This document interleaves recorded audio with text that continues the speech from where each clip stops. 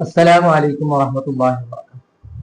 പരിശുദ്ധ കഅബാലയം അത് ലോകത്തിലുള്ള എല്ലാ മുസ്ലിമീങ്ങളുടെയും ഒരു ഖിബ്ലയാണ്.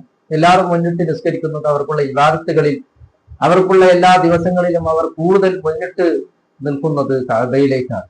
ലോകത്തിന്റെ നാനാഭാഗത്തു നിന്നും മുന്നിടുന്നത് കഅബയിലേക്കാണ്. ഉറങ്ങുമ്പോൾ വരെ ഖിബ്ലയിലേക്ക് മുന്നിട്ട് ഉറങ്ങും.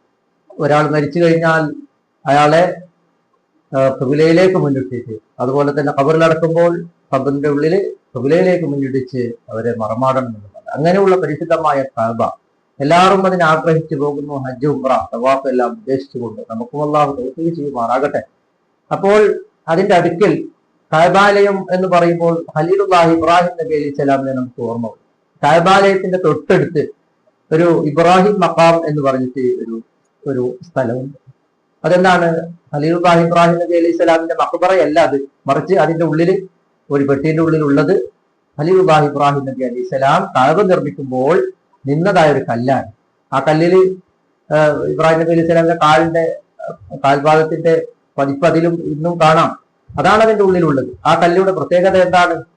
ഇബ്രാഹിം നബി അലൈഹി സ്വലാം കല്ലെടുക്കുമ്പോൾ അത് കല്ലെടുക്കാൻ വരുമ്പോൾ താഴോട്ട് വരികയും കല്ലിങ്ങനെ പൊക്കിക്കഴിഞ്ഞാൽ ആ കല്ല് മേലോട്ട് ഇങ്ങനെ പോവുകയും ഇബ്രാഹിം നബി അലൈഹി സ്വലാമിലേക്ക് കല്ലിനെ ആ കഅബാലയം നന്നായി അതിനെ സെറ്റ് ചെയ്യാൻ കഴിഞ്ഞിരുന്നു. ഇപ്പോഴോ ഏണി മൂലത്തിൽ ഇങ്ങനെ പൊക്കിയിട്ട് കൊണ്ടുപോകില്ലേ. അപ്പൊ ആ കല്ലിന് പ്രത്യേകതയാണ്. താഴോട്ടും മേലോട്ടും ലിഫ്റ്റ് സംവിധാനം പോലെ ഒരു മോജിദ് എന്ന നിലയ്ക്ക് മേലോട്ട് താഴോട്ട് പോകുന്ന അത്ഭുത ഒരു കല്ലാണ്. അല്ലാഹു തആല ആ കല്ലിന്റെ ബഹുമാനം, ഇബ്രാഹിം നബി അലൈഹി സ്വലാമിൽ നിന്ന് ആ സ്ഥലത്തിന്റെ ബഹുമാനം അല്ലാഹു പറഞ്ഞിട്ടുണ്ട്. നിങ്ങൾ അവിടെ നിസ്കരിക്കുന്ന സ്ഥലമാക്കണം എന്ന് അല്ലാഹു തആല ഖുർആനിൽ വളരെ വ്യക്തമായി പറഞ്ഞിട്ടുണ്ട്. അപ്പോ ഇബ്രാഹിം മഖാമിനെ നിങ്ങൾ മുസല്ലയാക്കണം. തഖദു മിൻ മഖാമി ഇബ്രാഹിമ മുസല്ല, നിസ്കരിക്കുന്ന സ്ഥലമാണ്. അപ്പോൾ തവാഫ് കഴിഞ്ഞാൽ പിന്നെ അതിന്റെ പിന്നിലാണ് എല്ലാവരും തവാഫിന്റെ സുന്നത്ത് നിസ്കാരം നിസ്കരിക്കുന്നത്. അങ്ങനെയുള്ള ഒരു കല്ല് അവിടെ ഉണ്ട്.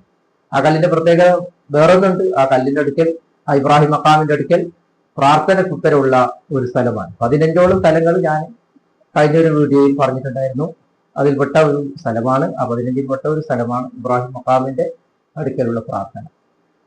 അതെല്ലാം നമുക്ക് അല്ലാഹു തആല അവിടെ പ്രാർത്ഥിക്കാനും അല്ലാഹു തആല തൗഫീഖ് ചെയ്യാനും, നമ്മളെ ഉദ്ദേശങ്ങളെല്ലാം ഹലാലായ മുറാദുകളെല്ലാം അല്ലാഹു ഹാസിലാക്കി തരുമാറാണ്.